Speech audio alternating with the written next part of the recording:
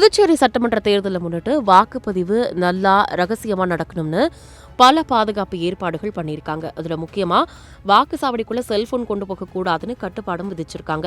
இந்த முடிவு எதுக்கு அப்படின்னா, யாரும் வாக்களிக்கும் போது வெளியிலிருந்து எந்த பாதிப்பும் வரக்கூடாது அப்படின்னும், யாரும் பதிவு பண்ணக்கூடாது அப்படின்னும், வாக்கு ரகசியமா இருக்கணும்னு தான். தேர்தல் ஆணையம் சொன்ன வழிகாட்டுதல் படி இதை ரொம்ப கடுமையா பின்பற்றுறாங்க. அதுக்காக வாக்குச்சாவடி நுழைவாயில்ல செல்போன் வைக்க தனியா பெட்டிகளும் வச்சிருக்காங்க.